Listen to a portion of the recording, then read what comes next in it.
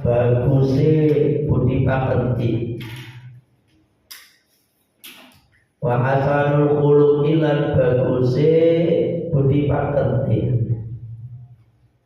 wa utawi hasanul khuluq wa utawi hasanul khuluq bastul wajhi iku ajere wajah bastul wajhi iku ajare wajah wa kaful adha lan nyegah ngelarani wa kaful adha lan nyegah ngelarani wa badlun nada lan nyerahake paweweh wa badlun nada lan nyerahake paweweh wakila lan den ngendikaake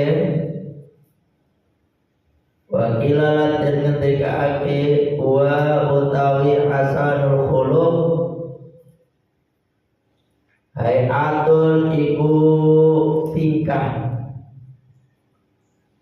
hayatul iku tingkah linafsi maring ati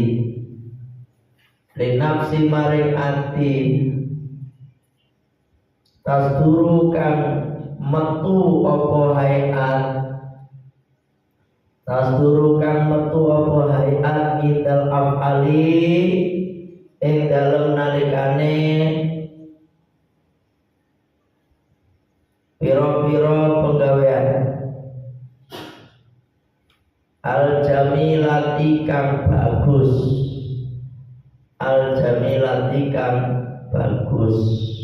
aklan ing dalem mungguhe akal wa syar'an lan syariat bisuhulatin kelawan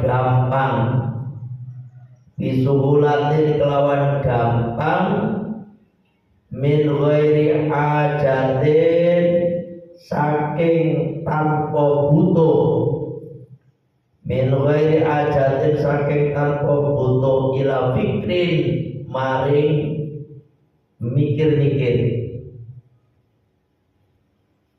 ila fikrin maring mikir-mikir wal musaddiqu lan wong kang benerake rabbahu ing pangerane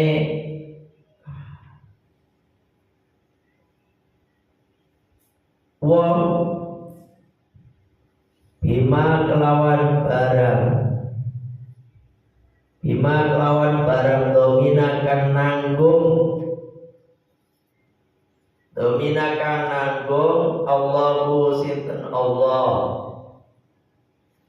Allahu sinten Allah lahu maring man minar rizki saking rizki kala sabun ngendika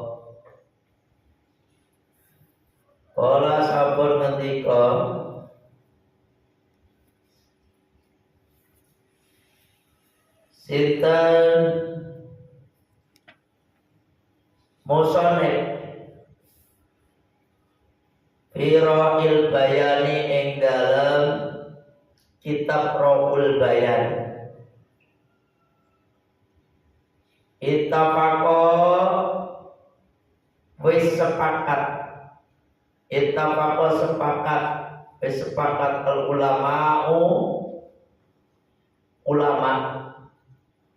al ulama sinten para ulama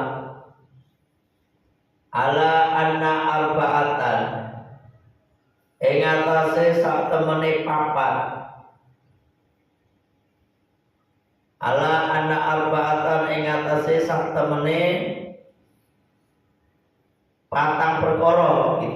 patang perkara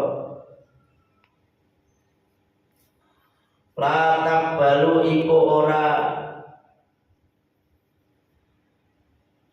ora narimo. Latak balu iku ora narimo apa arba'ah at-taghayyura ing owah. At-taghayyura ing owah aslan.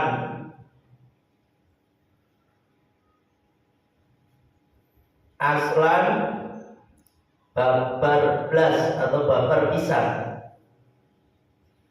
Al-umru suci umur, warizku lan rizki, wal ajalu lan ajal, wasa'adatu lan kabejan, wasaqo wakulan ciloko, wasaqo wakulan ciloko.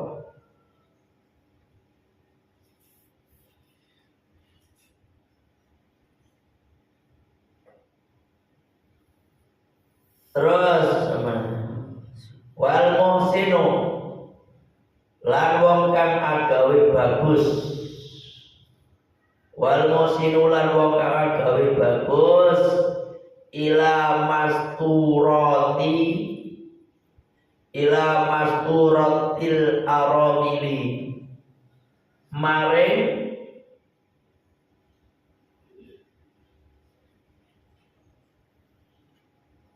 ila masturatil aramili maring wong wadon rondo kang den tutupi. Ila masturatil aramili maring pira-pira wadon rondo kang den tutupi. Al muhsinu tegese wong kang gawe bagus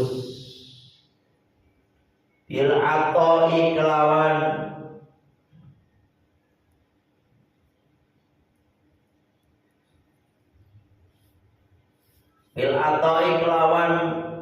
peparing wa ghairi lan liyane ato linisa maring pira-pira wong wadon linisa maring pira-pira wong wadon alatika la azwaja kang ora ana bojo iku maujud. La azwaja kang ora ana bojo iku maujud lahunna maring an-nisa. Kakak mana mah?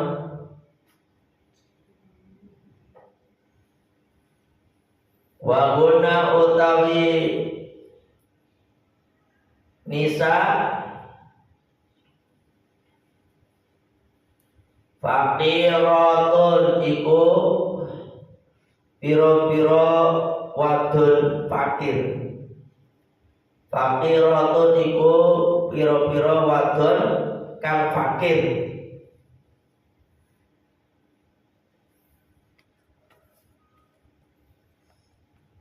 Masturatun kang den tutupi.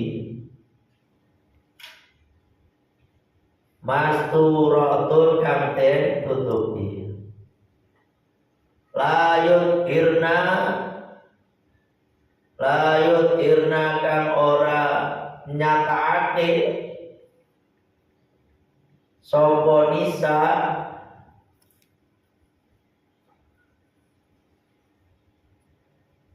linisai maring lirijali maring pira-pira wong lanang. Ruwiyat dan riwayatake Anabu sallallahu alaihi anabu apa satemene Kanjeng Nabi sallallahu alaihi wasallam kala iku dawuh sinten Kanjeng Nabi sallallahu alaihi wasallam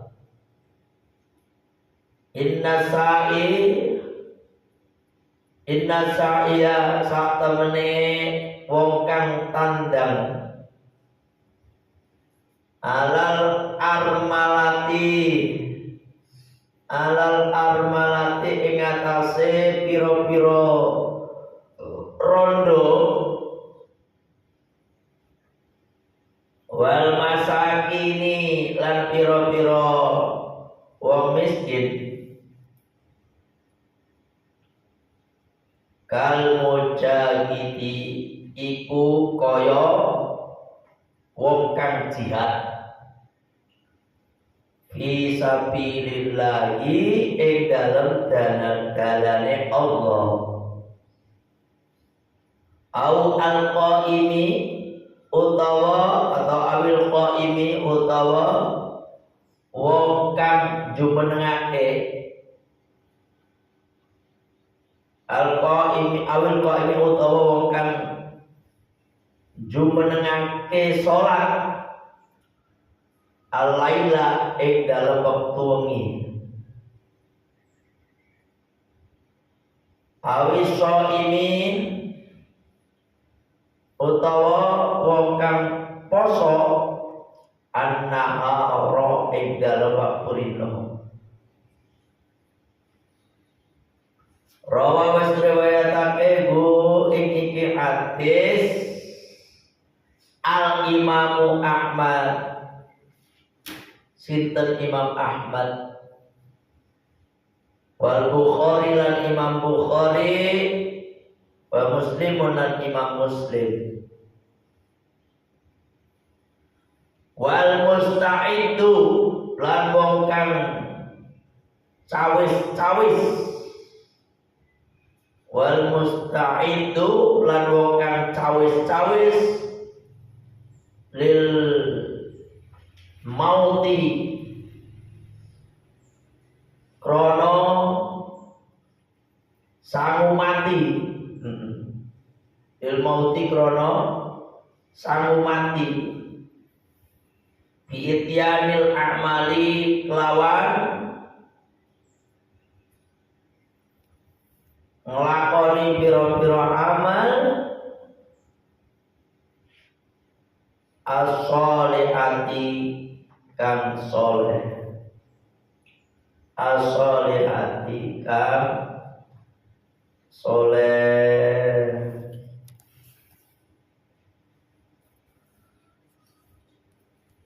Masih membahas tentang musuh 20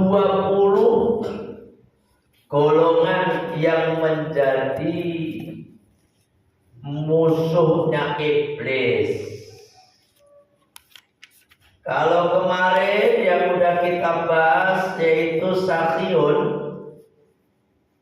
orang yang loman, orang yang dermawan. Orang dermawan itu terbagi menjadi 3. Yang pertama,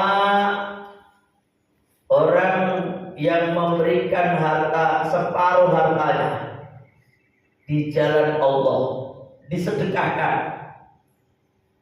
Jadi uang 100.000, 50.000 disedekahkan, 50.000 untuk dirinya. Itu disebut shaibu sakhain, orang loman. Di atasnya orang yang menyerahkan lebih gede lagi daripada 50%. Dia kasihkan 70% misalnya di jalan Allah, disedekahkan. Itu namanya shaibu judin, orang yang mempunyai yang sangat loman. Judin sama mas, judin sama sakhain itu sama-sama artinya loman.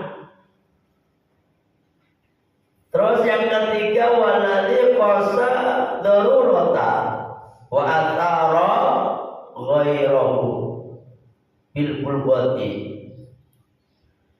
Tingkatan yang paling tinggi yaitu orang yang menyerahkan hartanya, terus dia menyisakan untuk dirinya seperlunya saja. Seperlunya saja. Itu namanya shaibu itharin. Sahibu Itarik.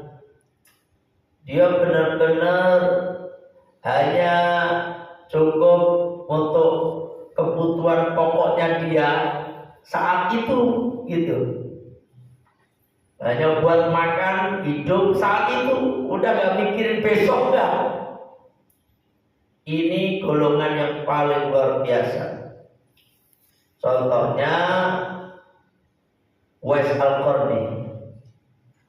Uwais Al-Qarni ini beliau kerja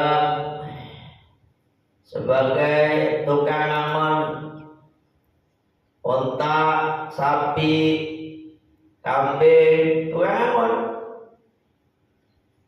Dia kerja itu dia cuma ngambil seperlunya saja. Semuanya disedekahkan, sisanya dikasihkan maknya, dia sendiri dikasihkan maknya seperlunya maknya buat makan maknya, dia sendiri tambah nggak ngambil dia makan cuma bekas-bekas sisaan orang. Bahkan dikisahkan tuh dia makan nyuciin bekas-bekas makanan orang. Jadi taruhlah makan semangka. Semangka itu yang dimakan kan yang merah-merahnya itu atau yang kuning-kuningnya. Dan dia dimakan kan dibuang di sampah, ya kan? Sama Uwais Al-Qarni, sisa-sisa semangka itu diambilnya, mas. Kulit-kulit semangka itu diambilnya, dibersihin, ya, dikupasin lagi yang tinggal kulitnya tadi, dibersihin terus dimakan. Padahal beliau kerja seharian dapat uang 100.000, yang 20.000 dikasihkan maknya, 80.000 disedekahkan, yang beliau sendiri tambah makan sisa orang lain. Ini namanya Sohibu Ithar, paling tinggi derajatnya, gak peduli dirinya. Ada dikisahkan dalam perang Khaybar. Waktu itu banyak orang terluka, mas. Banyak orang terluka. Maka ketika ada selesai perang, ada orang yang membawa minuman, ya, untuk dikasihkan minuman pejuang-pejuang perang Khaybar. Ketika dikasihkan si A, ya udah megap-megap gitu. Mau dikasihkan minuman, katanya silakan kasihkan minuman itu kepada teman saya itu. Di ujungnya temannya itu udah lebih parah, udah mau mati. Ketika dibawa ini minuman ke temannya yang udah lebih parah itu, yang lebih parah pun begitu, udah kasihkan itu ke teman saya. Ada yang lebih parah lagi. Akhirnya dibawa minuman itu ke sana. Ketika baru sampai sana, baru diminum, mau diminumin, ini orang yang ketiga ini meninggal. Akhirnya ini orang yang bawa minuman datang ke yang ke B. Ketika ke B, ketika mau diminum udah meninggal juga. Ke A meninggal juga. Ini artinya dia itu lebih mementingkan orang lain daripada dirinya. Ya Allah, ini sahabat luar biasa. Yang dikisahkan yang sahabat Sohibul Ithar itu, yang dia jamu tamunya Rasulullah Sallallahu Alaihi Wasallam, di mana dia pura-pura makan padahal dia lapar, hanya untuk ngasih tamunya Rasulullah. Dia cuma mainan pura-pura makan pakai sendok, dikritik itu. Itu namanya Sohibu Ithar, ya kan? Subhanallah. Ini tingkatannya luar biasa ini. Jarang-jarang, kalau sekarang mah susah nyari orang muda segitu. Ya, susah. Selanjutnya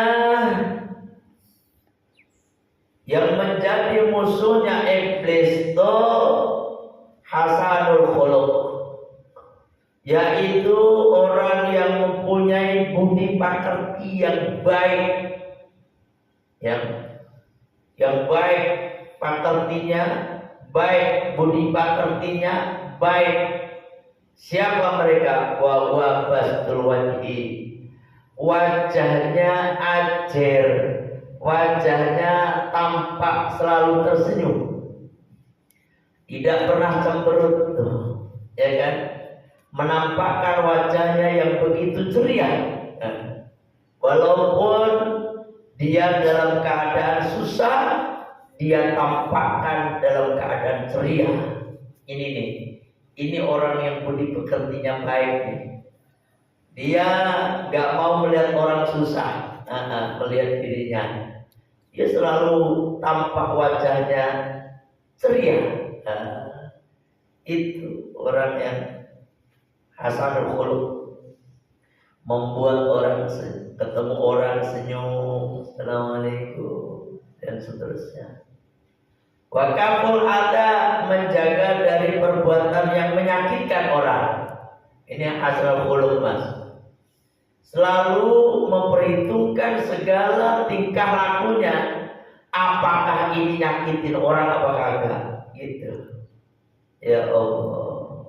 Itu yang kedua, menjaga betul, dia jaga betul. Kalau orang menyakitin dirinya nggak masalah, yang penting dia tidak menyakiti orang lain. Ini nih budi pekerti yang baik.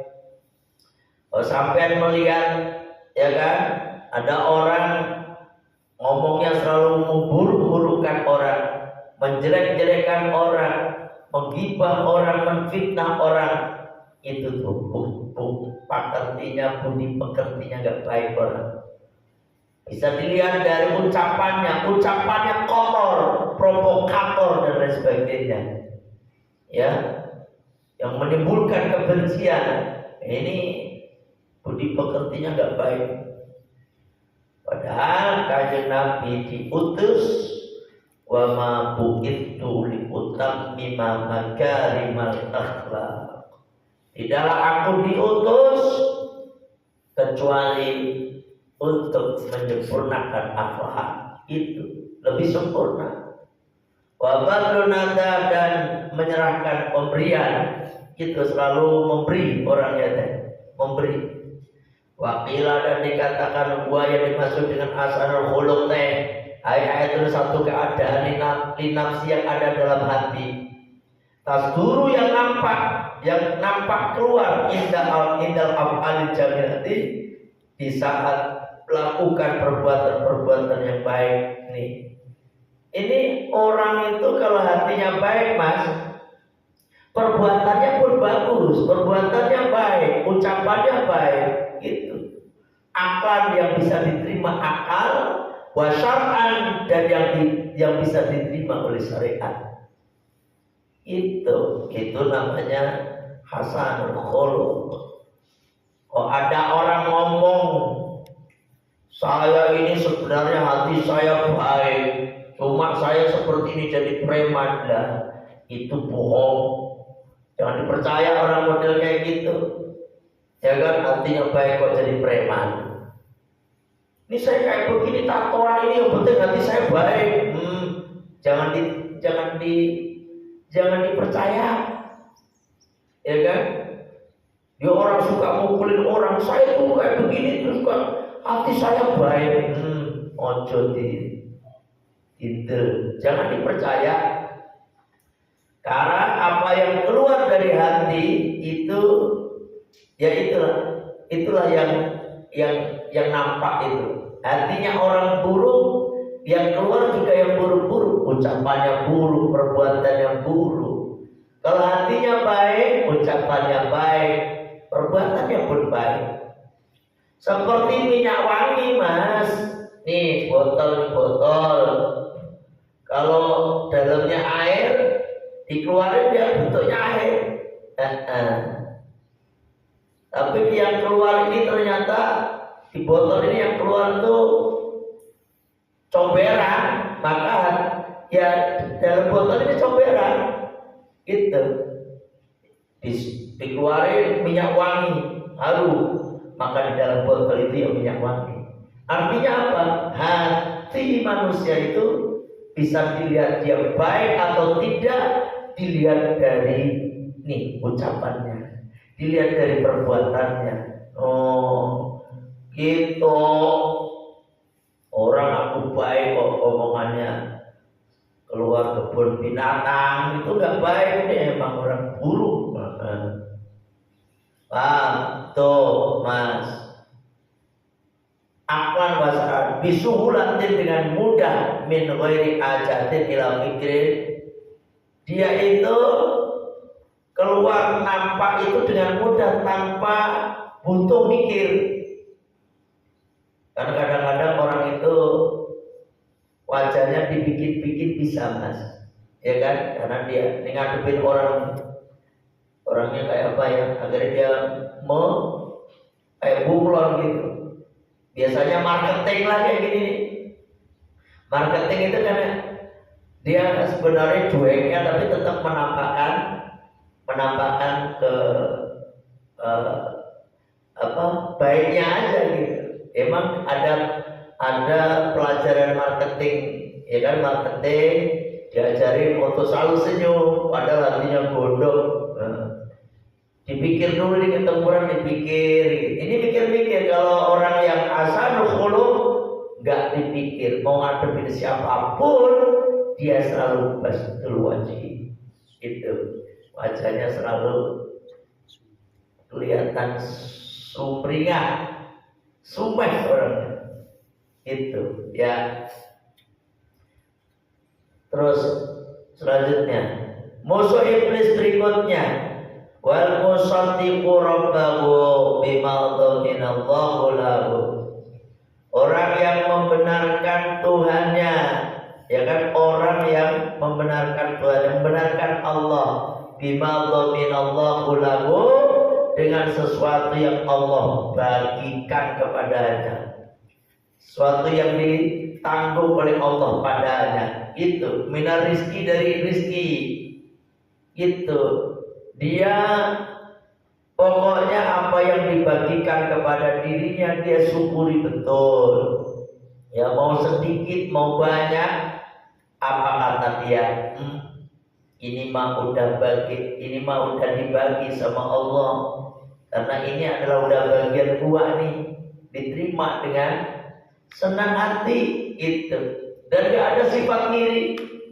Dia punya teman, dia punya tetangga yang kaya, dia kagak ngiri, kagak. Karena apa? Dia yang dilihat adalah yang memberi, yaitu Allah. Allah itu yarzuqu may yasha, memberikan rezeki kepada orang yang dikehendakinya. Dia kasih, mau ada yang dikasih banyak, ada yang dikasih dikit, dia kagak ngiri. Ini mas, wal musaddiqu rabbahu bima dhaminallahu lahu, ini adalah menjadi musuhnya iblis, musuhnya setan. Ini kalau sebaliknya, orang yang gak terima dengan apa yang telah diberikan Allah, ini berarti jadi temannya iblis. Dia punya sifat hasud, dia gak terima nih. Kalau ada orang yang punya rezeki banyak, kagak terima dia. Padahal dia cuma lulusan SD, kenapa bisa kaya kayak gitu tuh? Kalau gua nih profesor kok bisa miskin? Nah, berarti dia kagak terima dia. Itu banyak mas orang yang lulusan SD sukses jadi bos, padahal baca aja kagak bisa itu. Ada yang nggak sekolah belas, baca aja kagak bisa, nulis kagak bisa, jadi bos dia. Anak buahnya tambah sarjana itu ada kayak gitu. Itu urusan Allah, gak usah iri rizki. Kalau Firwakil Bayan di dalam kitab ya musonef, di dalam kitab Rohul Bayan, ittafaqat telah sepakat para ulama ala an arba'atan bahwasanya ada 4 perkara la taqbalu at-taghayyura tidak menerima perubahan bagi asal sama sekali. Apa Mas? Umur pertama. Umur gak bisa dirubah lagi Mas, udah ditetapkan sama Allah. Ya kan? Sejak kita di dalam kandungan 4 bulan ditetapkan sama Allah. Rizki gak bisa berubah juga udah. Ajal, kematian, ya kan? Wasa'adatu menjadi orang bahagia, wasyaqwata orang celaka. Ini udah kagak apa namanya? Gak bisa dirubah, itu udah ketentuan dari Allah sana. Paham ini paham? Selanjutnya yang menjadi musuh iblis berikutnya wal muhsinu ila masburatil aramil, orang yang berbuat baik pada janda-janda yang tertutup. Janda-janda yang tertutup itu apa? Dia enggak menampakkan kesusahannya. Orang janda itu kan namanya ditinggal mati lakinya, udah enggak ada yang memberikan nafkah kepadanya. Kalau orang Arab ini Mas, orang ini ceritanya kan orang Arab. Kalau di Indonesia mah janda lebih di depan, ya, janda lebih di depan katanya. Janda selalu di depan. Ya kan, orang ditinggal mati suaminya, janda masih bisa menghidupi anak-anaknya, bahkan menjadi sukses. Tapi kalau ditinggal mati perempuan, laki-laki deh, duda tuh, tambah anak-anaknya kagak ada yang jadi. Kayak gitu. Ini ceritanya janda yang di Arab nih Mas. Dia tertutup, dia nggak minta-minta. Nah, kemudian dia berbuat baik kepadanya. Ini menjadi musuhnya setan. Al-musinu bil ata'i, dengan orang yang berbuat baik dalam pemberian atau lainnya. Dinaisai pada perempuan alati yang la azwaja yang laguna yang tidak punya suami. Wa una faqiratun, yaitu perempuan-perempuan yang fakir tinggal mati suaminya. Maskuratun yang tertutup dia, agak menampakkan lain irna lirijali, tidak menampakkan bahwa dia kekurangan. Tuh, ini yang perlu butuh dikasih Mas. Ya.